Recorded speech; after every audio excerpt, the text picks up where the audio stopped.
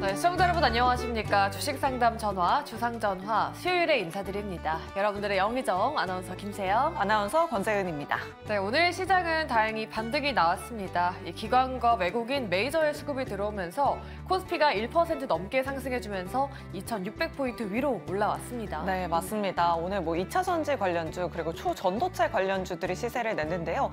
내 종목은 도대체 언제 가지 고민되시는 투자자분들 참 많으실 것 같습니다. 그런 분들 주저하지 마시고 저희한테 지금 바로 연락 주시면 됩니다. 네, 지금 연락 주셔야 저희한테 상담 받으실 수 있는데요. 전화, 문자, 그리고 유튜브 창구까지 활짝 열려 있습니다. 전화번호는 02-2000-4919번이고요. 문자번호는 샵 2034입니다.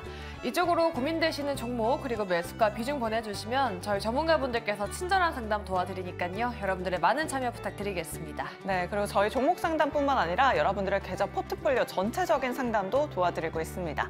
아래 나가고 있는 문자 메시지 샵 2034 그리고 메일 주소로 연락 주시면 또 세 분의 전문가분들이 전체적으로 상담 도와드리니까요. 여러분들의 많은 참여 부탁드리도록 하겠습니다. 네, 오늘도 저희가 시장 전략 든든하게 세워보고요. 여러분들의 종목 고민도 도와드리겠습니다. 끝까지 함께 해주시기 바라겠고요. 수요일의 주상전화 지금 바로 출발합니다.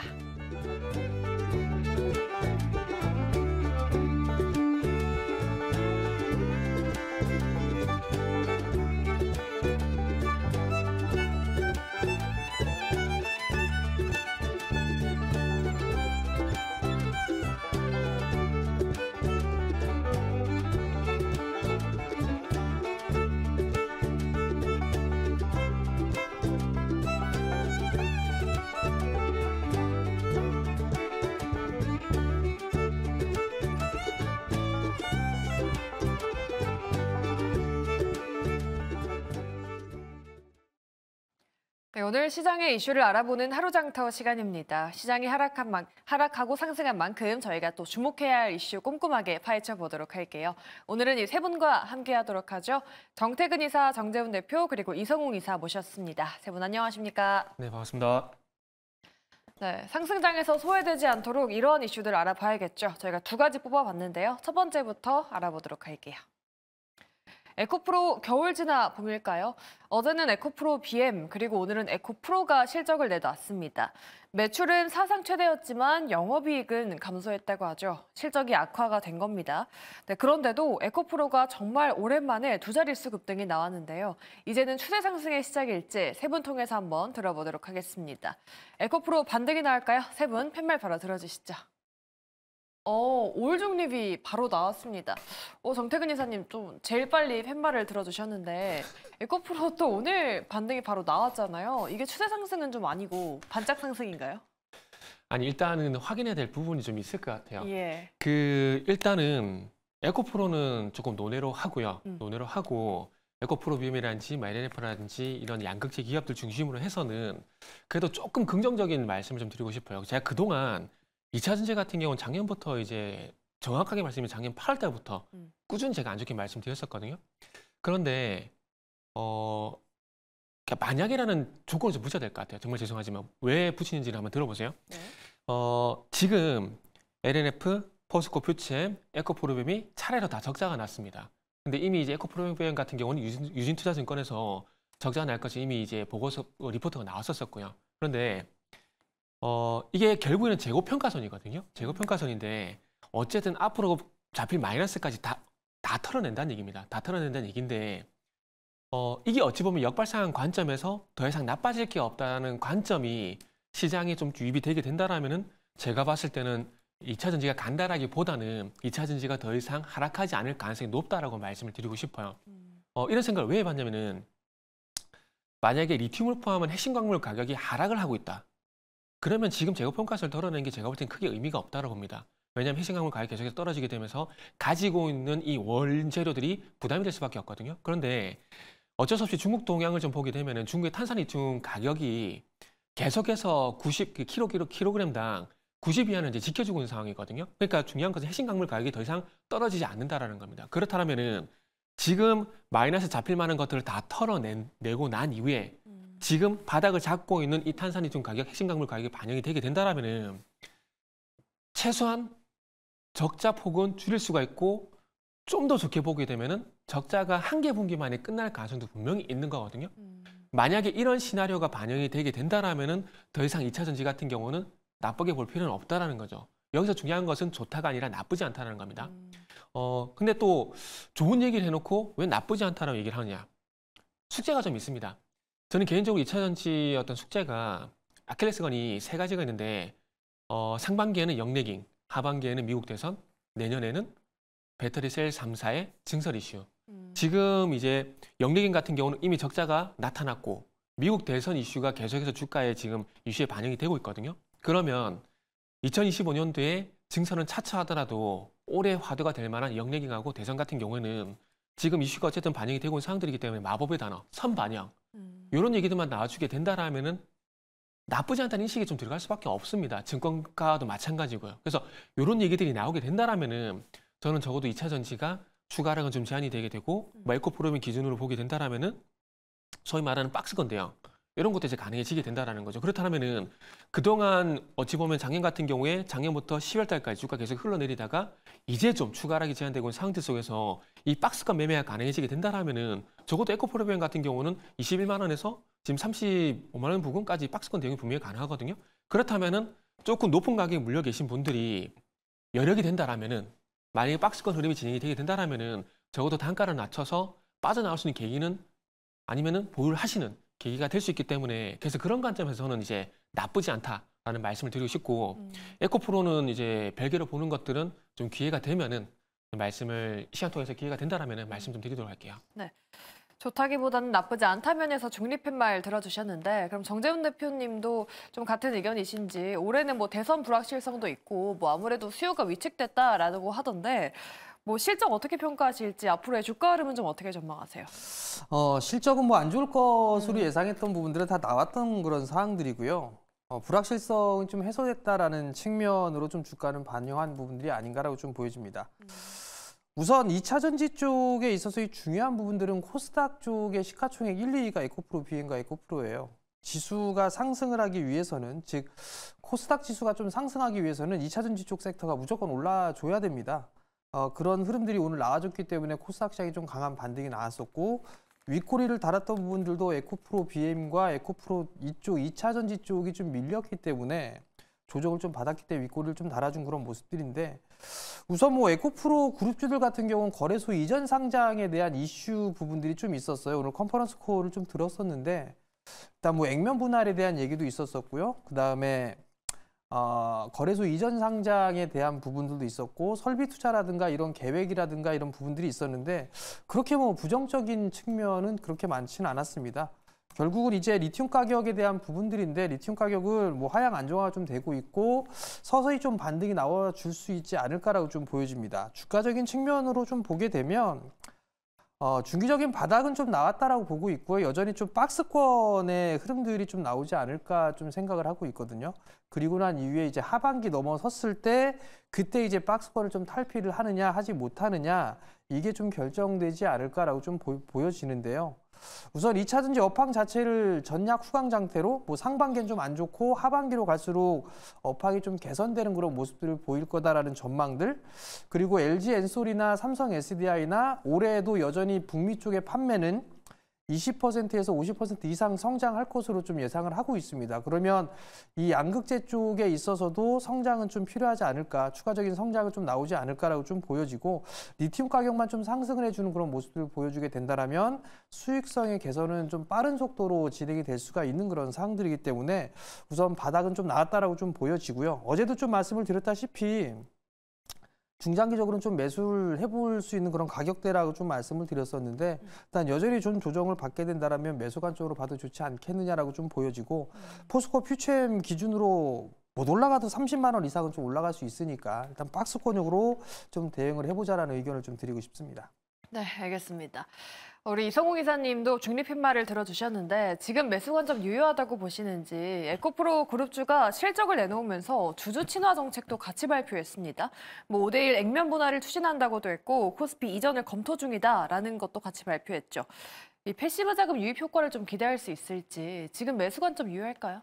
단기 바닥을 잡은 주가 흐름은 나타나고 있어요. 여기에서 감안을 할 거는 추세적인 상승 같은 경우는 어떤 점을 확인하고 나타날 수 있을지 여부인데 시장 일각에서 이제 리튬 가격, 원자재 가격 반등이라는 말을 많이 합니다. 그러면 이 가격의 반등은 어떻게 나타날 수 있을지를 생각을 해보면 우선은 뭐 로컬상, 뭐 주요한 전기차 판매 로컬들의 전기차 판매량보다 리튬 가격 생산량 이 부분을 비교해서 전기차 판매량이 후세할 때 나타날 수 있겠고, 그 다음에 IT 산업과 한번 비교를 해보면 D램 같은 경우가 감산을 단행을 하고 재고가 줄어들면서 여기에 대해서 가격이 반등이 나온 것처럼 리튬의 그 상위 업체 같은 경우도 지금 감산을 단행하는 구조에 돌입이 되어 있습니다. 그러면 한 분기 정도 시차를 두고 리튬 가격은 반등을 할 수 있고 이 부분은 2분기로 보고 있어요. 그러면 주가 같은 경우는 한 분기 중반 정도 바닥을 잡고 움직일 수 있겠고요. 패시브 자금 형태 같은 경우는 에코프로 BM이 날짜 확정은 하지 않았지만 이제 코스피로 이전한다는 그 공시는 아니고 멘트를 컨콜을 통해서 냈습니다. 그랬을 때 확정이 된다라고 했을 때 그 기일을 놓고 한 일주일 정도 패시브 자금이 유입이 될 수 있어요. 특히 시가총액 1위이기 때문에 그런 자금의 유입은 또 강할 수 있습니다. 이 부분을 기억하고 패시브 자금의 형태는 이전에 대한 기일이 확정되었을 때 유입될 수 있다는 점을 기억하시면 되겠습니다. 네, 알겠습니다. 오늘 이슈가 있었던 에코프로 그룹주에 대해서 세 분과 함께 자세하게 이야기 나눠봤고요. 저희 두 번째 이슈로 넘어가 보도록 할게요. 네, 두 번째는 사우디 잭팟 K방산 순항입니다. 아랍에 이어서 사우디에서도 잭팟을 터뜨린 우리 방산 기업들이죠. 4조 원대 천궁2가 수출된다고 합니다. 아무래도 올해는 국내 방산업체들의 실적 기대감이 커지고 있는데 과연 실적 성장과 함께 주가도 상승해줄 수 있을지 세 분의 팻말 통해서 바로 들어보도록 할게요. 방산주 과연 상승해줄 수 있을까요? 세 분 팻말 바로 들어주시죠. 네, 이번에는 긍정 두 분 그리고 이성우 이사님은 중립을 들어주셨습니다. 정태근 이사님, 이번에는 긍정을 들어주셨는데 사실 작년에는 수출 200억 달러 달성하지 못했잖아요. 근데 올해는 이룰 수 있을 거라고 하던데 네. 긍정 팻말 들어주셨어요? 방사는 제가 또 앞에 2차 전지에서 예. 에코프로 BM 얘기할 때 저 미국 대선 얘기했잖아요. 이게 어쩔 수 없는 게 이게 바이든이 안 되면이라는 전제를 깔게 되면서 봐야 되는 섹터들이 너무 많아요. 지금 작년에 미국 하원 같은 경우는 국방수권법이 통과가 됐거든요. 대통령이 임의적으로 이제 미군 철수한지 이런 것들을 못하게 하는 그런 법인데 이런 것들이 왜 나올까요? 그러니까 바이든이 안 됐을 경우를 대비를 하고 있는 거고 그리고 어찌 보면 진짜 트럼프가 됐을 때 또 유로존 나토하고 또 싸울 거 아니에요. 또 방위비 더 내니 안 내니 이런 얘기 나올 거고 또 우리나라 같은 경우도 이제 분담금 얘기 나오게 되면서 미군 철수하니 그런 얘기 나올 거거든요. 이게 결국 이제 국방비 증액으로 연결이 될 수밖에 없을 것 같아요. 그래서 보시면 아시겠지만 이제 LG 넥슨 같은 경우도 이게 조금만 좀 빨리 나왔으면 이게 작년부터 얘가 계속 나왔었잖아요. 나왔는데 제가 볼 때 너무 늦게 나와서 이 방송에서 적절한 표현은 아니지만은 이 약발이 좀 많이 떨어진 것 같아요. 그러다 보니까 오늘 주가 반응이 이렇다 좀 봐야 되는데 어쨌든 이거 개별 기업 이슈니까 그렇게 좀 보더라도 방산 전체적으로 보게 된다라면은 결국 이제 나토 쪽과 방위 분담금 이게 나오게 되면은 폴란드, 루마니아에서 아시겠지만 K나는 이제 수주를 받았잖아요. 근데 이런 것들이 단기간에 끝이 나는 게 아니라 유럽 전체적으로 확산이 될 수밖에 없다는 거죠. 원래 루마니아는 예상이 됐었어요. 폴란드하고 루마니아 사이가 되게 좋거든요. 그렇기 때문에 연결될 수밖에 없는 부분인데 결국 방위 분담에 대한 얘기가 나오게 되면은 가격적인 측면이란지 그리고 납품 기일이란지 이런 것들을 보게 되면 수주 확대가 될 수밖에 없다라고 봅니다. 그리고 지금 이제 그 하나에어스페이스 같은 경우는 2025년도 아시겠지만 K9 쪽 같은 경우에 이제 루마니아 그리고 이제 호주 그리고 2026년도 가게 되면 장갑차 또 호주도 가게 될 부분들이 있잖아요. 그리고 폴란드 2차 물량도 있고요. 그런 것도 이게 끝이 나는 게 아니라 중동 쪽도 제가 봤을 때는 이 사우디 수출이 시작일 가능성이 저는 높다고 봅니다. 그러다 보니까 지금은 약간 이제 어찌 보면 태조 이방원 이후에 상당히 많이 쉬고 있는 국면이 분명히 있는데 방위비 얘기 나오게 되면서 이제 방산주는 다시 한번 떠오를 가능성이 저는 분명히 있다고 봅니다. 그렇게 본다라면은 올해는 그래도 한번 기대를 해볼 만한 섹터지 않나 좀 그런 생각이 들어서 긍정을 들었습니다. 네, 저희 유튜브 댓글창에서도 세이브 데이터님께서 방산 쪽을 그동안 안 봤는데 오늘 외국인이랑 기관이 많이 남았다라고 댓글 남겨주셨는데 저도 국민연금이 방산주 비중을 많이 늘렸다라는 기사도 봤거든요. 정재훈 대표님 그러면은 앞으로 좀 기대로 잡아볼 만한 방산주 어떤 게 있을까요? 다 보셔도 괜찮지 않을까 싶습니다. 오늘 LIG 넥스원 쪽에 있어 수주가 있었는데요. 하나에어로스페이스라든가 하나시스템 모두 좀 수혜를 받을 수 있는 그런 사항들이고요. LIG렉선은 좀 아쉬운 부분들이 로봇 관련주로도 좀 분류가 될 수 있는 그런 사항들인데 이게 좀 아쉽습니다. LIG렉선 뭐 계속적으로 좀 보셔야 될 것 같고요. 또 하나는 이제 우주항공청에 대한 이슈도 좀 남아있는 그런 사항들이에요. 그러면 대부분의 방산 기업들이 우주항공 쪽에 있어서도 사업 좀 영위를 하고 있는 그런 사항들이기 때문에 이쪽 섹터들은 올해 내내 좀 괜찮지 않을까라고 좀 보여지고요. 특히나 뭐 하나에어로스페이스 같은 경우를 좀 보게 되면 3분기 기준으로 수주 잔고만 40조가 넘어갑니다. 일단 뭐 장기적인 계약 부분들이나 이런 건 있을 수 있겠지만 여전히 수주 잔고는 좀 많이 늘어나고 있는 그런 상황이다라고 좀 보시면 좋을 것 같고요. 그 이외에 좀 보게 된다라면 뭐 저궤도 위성 쪽이라든가 이런 쪽도 같이 보시면 좋지 않을까라고 좀 보여지고요. 뭐 컨택이라든가 아니면 뭐 세트레가이라든가 이런 기업들도 같이 보셔도 좀 좋지 않을까 그렇게 좀 말씀을 드리고 싶고요. 중소형주 쪽 섹터 같은 경우 좀 우량한 기업인데요. 한양 ENG라든가 한양 디지텍 뭐 이런 기업들도 좀 괜찮지 않나 뭐 생각을 하고 있습니다. 네, 알겠습니다. 앞으로의 수주 기대감과 함께 실적 성장에 대한 기대감이 나오고 있는 방산주, 앞으로 주가 흐름 잘 눈여겨보도록 하겠습니다. 이렇게 오늘 나왔던 이슈 2가지 자세하게 파헤쳐봤고요. 저희 다음으로는 시간의 특징주 준비되어 있습니다. 어떤 종목들이 올라왔을지 지금 바로 만나볼게요. 네, 시간의 특징주 5가지 체크해 보도록 하겠습니다. LG화학과 LG화학우선주 그리고 LG에너지솔루션까지 시간의 상승률 상위 종목에 대거 올라와 있습니다. GM 회장이 한국을 방문 중인데 25조 잭팟이 터졌습니다. LG화학은 장 마감 이후에 GM과 양극재 50만 톤 공급 계약 체결 소식 전했는데요. 앞으로의 주가 전망 잠시 후에 짚어보도록 하겠습니다.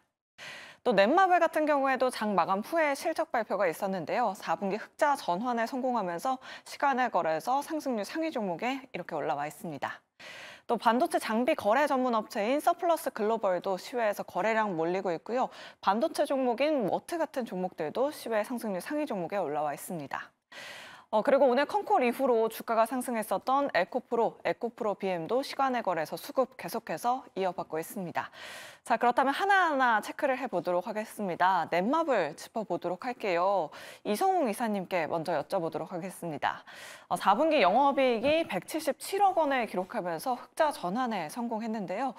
다음 주에 상반기 신작인 아스타 연대기 쇼케이스도 예정돼 있다라고 하더라고요. 뭐 실적 기대감 그리고 신작에 대한 기대감으로 넷마블 좀 접근해봐도 괜찮을까요?